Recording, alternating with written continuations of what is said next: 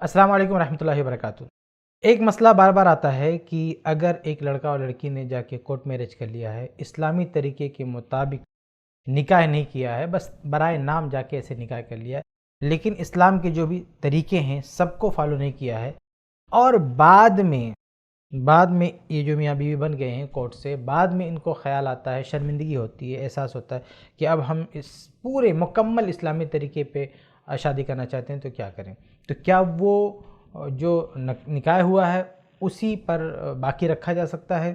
یا نئے سرے سے نکاح کرنا ضروری ہے؟ تو دیکھیے، مسلمان ہونے کے بعد، یعنی لڑکا بھی مسلمان ہے، لڑکی بھی مسلمان ہے، دونوں مسلمان تھے، پھر جہالت میں، نادانی میں یا سرکشی میں کسی طرح بھی جا کے اپنی منمانی شادی کر لی ہے، اور اب اگر وہ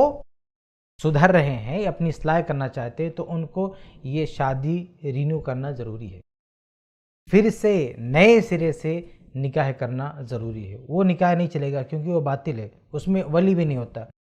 اور سنن ترمذی وغیرہ کی بڑی ہی واضح حدیث، صحیح حدیث ہے، اللہ کے نبی صلی اللہ علیہ وسلم فرماتے ہیں کہ ایما امرأۃ نکحت بدون اذن ولیہا فنکاحها باطل باطل باطل، کہ جس عورت نے اپنے ولی کی مرضی کے بغیر شادی کی، اس کا نکاح باطل ہے، باطل ہے، باطل ہے۔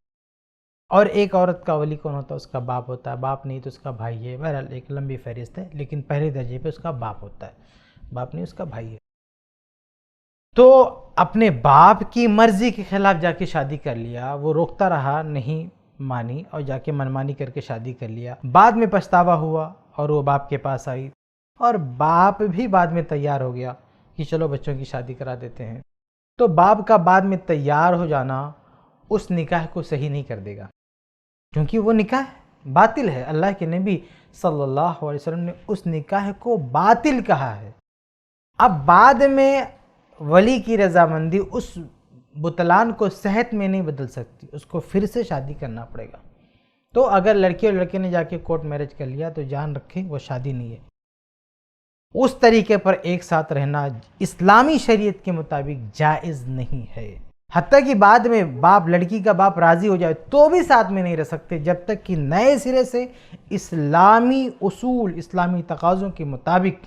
پوری طرح سے، یعنی نکاح ہو اور اسی طرح سے مہر ہو، گواہ ہوں، ساری شرطیں جو نکاح کی ہوتی ہیں وہ سب پائی جائیں، اور اس روشنی میں شادی پھر سے ہو تو پھر یہ دونوں ساتھ میں رہ سکتے ہیں، ورنہ ساتھ میں نہیں رہ سکتے ہیں۔ تو یہ ایک مسئلہ تھا جو میں نے آپ کے سامنے واضح کیا۔ یہ آج کے لڑکے اور لڑکیوں کو جاننا بہت ضروری ہے۔ معاملہ آسان نہیں ہے، اپنی منمانی سے جب چاہیں جہاں چاہیں شادی کر لیں اور سوچیں کہ بعد میں بھی مسئلہ حل ہو جائے گا، ایسا نہیں ہے، بلکہ جب تک صحیح طریقے سے شادی نہیں کریں گے ایک دوسرے کے لیے حل نہیں ہوں گے۔ اس چیز کو اچھی طرح سے ذہن میں ڈھال لینا چاہیے۔